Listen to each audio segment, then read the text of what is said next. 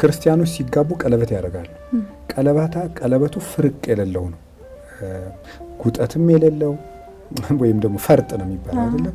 ፈርጥ የሌለው ወይም ደግሞ ፍርቅ የሌለው። ፍርቅ የሌለውን ቀለበት ብትዞሪ ጫፉን የት ላይ ነው የምታገኘው? ጫፍ የለውም፣ ዝም ብሎ መዞር ነው። እና ይሄ ዘላለማዊ ህይወት ነው። ለዘላለም በመንግስተ ሰማያት አብረን እንኖራለን የሚል ፍቺ ይዘው ነው እስከ ወዲያኛው ዓለም ይሄ ዓለም አልፎ በሚመጣውም አልፎ የምንጸድቅበት ትዳር ነው ለማለት ነው። ያችን ቀለበት ክብ ቀለበት የሚያደርጓትና መፍታት ሌላ ሰው መጨመር የማይቻልበት ምክንያት ዘላለማዊ ህይወት ነው። ፍርቅም የለችው እና ፍርቅ ስለሌለው መፈታትም አይቻልም። ለምን? ዘላለማዊ ጥምረት ስለሆነ፣ ዘላለማዊ ውህደት ስለሆነ። እና ይሄ ምንድን ነው? ዘላለማዊ ህይወት ውክልና የምትሆን ቀለበት የሚያደርጉት ለምንድን ነው?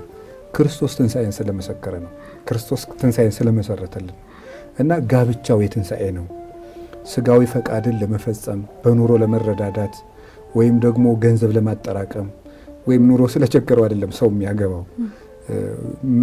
ሰው ግን ይህን ይረዳል አይረዳም ሌላ ነገር ሆኖ፣ መሰረታዊ ነገር ግን ትዳር ራሱ የድህነት ሰንሰለት ነው። እና ያንን ያደረገው ማን ነው? መድኃኔዓለም ነው። ልክ በዕለተ ዓርብ ምን አደረገ? ከጎኑ ደም ፈሰሰ። ከጎኑ በፈሰሰው ደም ቤተክርስቲያንን ነው የመሰረታት። የአዳም ሚስት ከየት ነው የተገኘችው? ከጎኑ ነው። ክርስቶስ ደግሞ ምንድን ነው? ዳግማዊ አዳም ነው። የአዳም ሚስት ከጎኑ የተገኘችበት ምክንያት የክርስቶስ ሙሽራ ደግሞ ከጎኑ በፈሰሰ ደም ስለተገኘች ነው። ስለዚህ ያቺ ሙሽራ ቤተክርስቲያን የሰውም የሚስቱ አምሳል ስለሆነች ነው። ያንን መስርቶ በትንሣኤውም ደግሞ ይህንን አክብሮልናል። እና ያለ ትንሣኤ የሚፈጸም ነገር የለም። ቤተክርስቲያን ለምሳሌ ስንጠመቅ ክርስትና ስንነሳ ራሱ ትንሣኤው ነው የሚከበር። ወተቀበርነ ምስሌሁ በጥምቀት ይላል ቅዱስ ጳውሎስ ሮሜ 6 ላይ ሲናገር፣ በጥምቀት ከሱ ጋር ተቀብረናል፣ አብረነው ከተቀበርን ደግሞ አብረነው እንነሳለን ይላል። ቄሱ አሁን ሲያጠምቅ ወራጅ ውሃ ቢኖር ወራጅ ውሃ የሚፈቀደው ከሌለ ደግሞ ማጥመቂያ የውሃ ጉድጓድ ወይም ደግሞ ገንዳ ቤተክርስቲያን ትሰራ ትችላለች። ካልሆነ ደግሞ ልጁን ሊያሰጥም የሚችል ገንዳ ሊሆን ይችላል፣ ገበታም ሊሆን ይችላል። እዚያ ቄሱ 3 ጊዜ ብቅ ጥልቅ ያደርገዋል ህፃኑ። ያን የሚያደርግበት ምክንያት ምንድን ነው?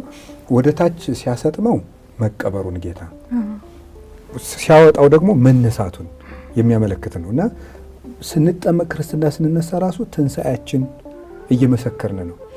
ጾም ራሱ የምናበዛው ለምን ይመስልሻል? አሁን ከኛ ቤተክርስቲያን ከ260 ቀናት በላይ ጾም ነው ኦርቶዶክስ ቤተክርስቲያን ውስጥ። ለምንድን ነው? የማይበላበት ህይወት የት ነው? ሰማይ ውስጥ ነው። እና ለዚያኛው ዓለም ነው የምንኖረው። ሰው ሊነግድ ሄዶ ይህ ዓለም እንደ መነገጃ ቦታ ነው።